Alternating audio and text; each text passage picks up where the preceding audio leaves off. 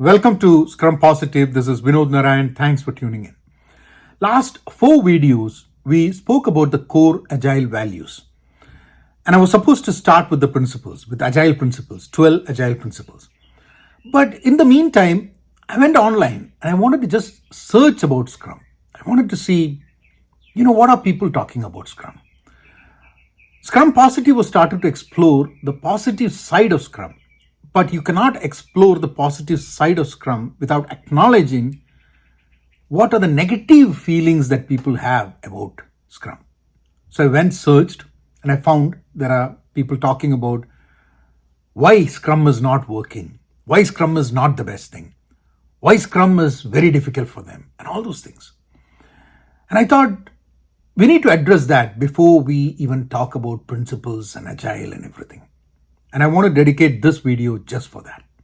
So we will take a few statements and one by one, while I acknowledge that statement, I think that's a starting point. I want to share my thoughts on each of those statements. Let's take the first statement. Scrum does not give a breathing space. Yes, there are times when people feel we don't have time. There's no breathing space. You have one sprint and that sprint ends and the next sprint starts. In between, there's no time to take rest. Why do people think that way? When you have too much work, when you're taking up work beyond what you can really deliver, and every sprint your work overflows and the next sprint starts before the sprint ends, people can feel very overwhelmed, suffocated, without being able to breathe. Yes, that's a real feeling. And I think it is important for the team, for the management, for the Scrum professional, Scrum Master, whoever it is, to discuss that and understand what is the best way we could overcome that. But that is a reality. There are cases where people will feel there's no breathing space. Because as the sprint is in flight, you're also planning for the next sprint. It's an ongoing process, like it never ends. I acknowledge that, and I think we should discuss about it. And now the next one. Scrum is not easy. It is tough. Yes, it's not easy. It is a lightweight framework. It's easy to understand, but that does not mean it is easy to implement. There's a lot that you have to do, and it takes time for us to be part of that framework, make that framework work for us. It's a long process. It's not something that you can it's not a process where you implement and things just work. It's not easy. I'm fully with you. It is not easy. It is tough. And that's where I think the challenge and the fun is, because it's not easy. Easy things are never fun. The next one. Scrum puts too much pressure on people. True. There are people who feel just the Scrum framework, the ceremonies, the way it is structured, it puts a lot of pressure on people. And I think there are reasons for it. If you don't consider yourself as a team, if we don't consider the commitment that we make in a sprint as a team's commitment, then we end up comparing one individual to the other individual. You start comparing people. Some people have less pressure, some people have more pressure. And that it breaks the team. You might be a Scrum team on paper, but in reality, you might be a bunch of individuals just following some set of meetings and then working on their own. And some people on and on at the end of the sprint are not able to complete their work. There's a lot the Scrum Master can do. There's a lot the coach can do. There's a lot the leads can do to ensure that such situation doesn't come. But even then, as I said earlier, Scrum is not easy to implement. Since it's not easy to implement, this issue will come up. Now for the next one. When we did not meet the deliverables, it's because we did not do Scrum well. This is a blame people get. You're doing Scrum, the Scrum framework, you're doing the daily stand-ups, you're doing the planning, you're doing the retrospective, you're doing all these things. But you're not able to deliver. And when someone says, you know what, we're not able to deliver, you get an answer. Why you're not able to deliver is because you're not doing Scrum properly. No, it's not about doing Scrum properly. There are many factors that enable teams to deliver on time. There are many factors to deliver something on quality. Scrum as a framework, if you just tell people that you do Scrum properly, everything will be solved. That's a wrong notion. To deliver proper code or anything that you're creating, any product, there is a set of things that you have to do. There are challenges that you have to address. There are impediments. There are quality related items. So all these things should be addressed on its own. So telling someone that you could not deliver because you did not do Scrum well is the wrong way of looking at Scrum. Scrum Masters are too rigid. Yeah. Sometimes Scrum Masters act like they are masters. They're not masters. The word master in Scrum Master is not because they're a master to any people. It's not even a master to the team. It just says they have mastered the framework and how it can be implemented and how to work with teams. They're not a master for any other individual. So I think sometimes there are Scrum Masters who want to do things by the book.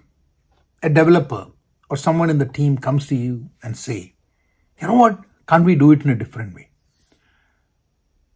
Scrum Masters are very rigid. And there are reasons why Scrum Masters are rigid at times. Sometimes there is an ask from the top management that we cannot deviate from the book. So if the Scrum Master does not deviate if the Scrum Master deviates from the book, their job will be in jeopardy. So in order to keep their job, they have to follow the rules of the organization. So this is where culture comes to play. Sometimes you would be doing Scrum with a team, but the organization is not culturally ready to adapt what needs to be done. I can be very honest with you. There have been times where people have asked me, you know what, you should be work on our behalf. You shouldn't be so rigid. And it's unfortunate that there are times when I feel my hands tied. I want to work with the team, but there are some higher aspects of the organization where I cannot afford to make the changes.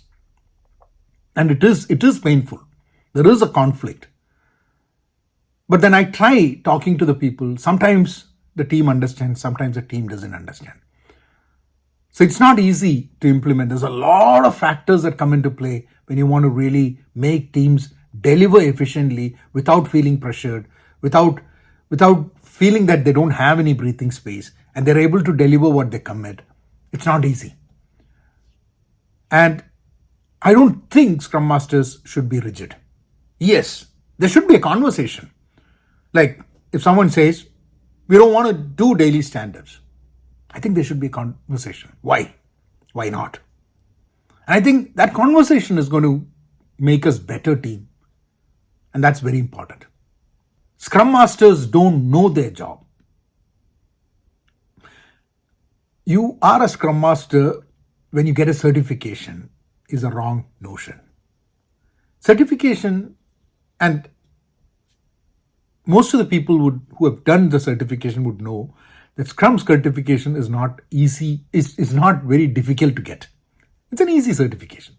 It's not going to be tough to you to get a certification. But as I said, implementing Scrum is not easy. So becoming a good Scrum Master is also not easy. The more years you spend in the trenches, working with teams, working with individuals, working with management, you become better. I am a better Scrum Master today than what I was 3 years ago. And that has nothing to do with the certifications I took in the last 3 years. It has to do with the different scenarios that I had to work with. It depends on the different challenges, different problems I faced, the failures I had. Working with some teams, I had success. Working with some other teams, I failed. And knowledge and what I learned from those failures has made me a better Scrum Master. So today, when I go and start working with another team, I am obviously not going to make the same mistakes I did last time. When I go into a company, I'm going to ask some questions which I did not ask last time. So I think there are Scrum Masters who don't know their job properly, because people think that a certification is enough of a person to understand the job. No.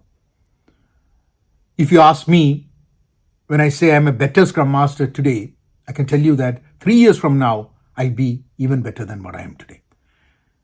Just like the team improving, the Scrum Master also improves. There are good Scrum Masters, there are bad Scrum Masters. Then there's another problem.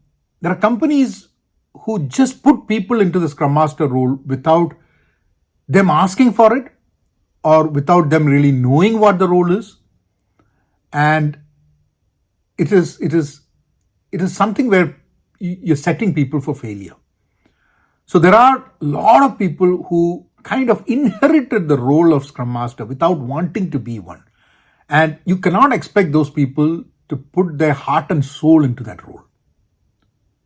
So when someone says Scrum Masters don't know the job, I would say, yes, there are Scrum Masters who don't know the job. And good Scrum Masters will always iterate and improve and try to be better, because there's something new that you're learning with every new team that you work. And even with the same team, new challenges are new opportunities for learning. Scrum Masters don't do anything. This is something I've heard. I'm sure if you have worked in Scrum teams, you've either told other people that your Scrum Master does not do anything. And if you're a Scrum Master, or if you worked with teams, you've heard people tell you that as well. What do you do? I think even companies have that question. There are companies who think that the Scrum Master's role is not important. And that's why a lot of people ask if it's a dead-end career. And I have my personal take on it. There are times when you don't have a lot to do in some teams. I'll be very honest with you. I've worked with many teams. And there are times when you start working with a team, and after some time, you don't have a lot to do. And that has to do with the team being really good. And also it has to do with how the organization is structured, how fast-paced it is. The organization as such might not be very fast-paced, which means that it is not the speed is not there, which means you're able to deliver things, and the delivery, and you don't you don't commit a lot. So there are organizations like that, where typically, other than other organizations, they're kind of slow. In such cases, I have personally felt, are they really paying me for what I'm delivering? Or I felt that I've worked too much less than what I get paid for. And what I do at that point of time is I take my responsibility, I take more teams on my hand. And so at any point, I think I handle about 3 to 4 teams. And this includes and it gets challenging a bit when you kind of have to do the daily stand-ups, and everyone wants to do it at 9 o'clock or 10 o'clock, and then you have 4 teams and it won't happen. But if you have the 9 to 10 time, and if you're putting only 15 minutes on a stand-up, then you could take in 1 hour, you could finish 1.5 hours, you could finish 4 stand-ups. So it's possible to take 3 to 4 teams. 3 team would be ideal. 4 might be a little of a stretch because sometimes some teams demand more of your time, which means that you might not be able to give the kind of time that you need. But you should always, as a Scrum Master, when you work in a team, you should know that you will be displaced tomorrow. If you're a good Scrum Master, the team should not need you down the line. So you should be working so well that you're no more needed within that team. Or the time that you're needed within the team reduces and diminishes. So a good Scrum Master is no more needed in the team because they're a good Scrum Master. So I think that is where I look at this whole question of Scrum Master has nothing to do. But in some cases, there are also things that a Scrum Master does which is not really obvious or evident, and which is a challenge for people within that role. If you work as a Scrum Master for a year in an organization, and someone asks, "What did you deliver?" You can show matrices, you can show how the team worked, but it is very difficult to quantify the good things that you have done as a Scrum Master compared to if you're a program manager. Oh, I delivered 2 programs, or I delivered 3 projects. Or a product manager who can say that I delivered 2-3 features. What does a Scrum Master say? I facilitate the team. The team delivered these features. The team delivered these programs. But I was just an enabler. And if you work in an organization or you work in a culture or an environment where enablers are not appreciated, enablers are not rewarded for, then it becomes very difficult for Scrum Master to kind of quantify the value that they bring in. Sometimes it's a long-term value. Sometimes the team understands the value that the Scrum Master brings, but the organization doesn't value it. So there's always a lot of challenges, and I wanted to end with a note saying that I acknowledge every negative thing that is said about Scrum. And as a Scrum professional, I think that's the starting point. And next week onwards, we're going to talk about the principles. One principle in each video. And we'll dive deeper. I'll share some of my expertise. And I'd like to hear from you. Thank you. And please don't forget to subscribe the channel. Thank you.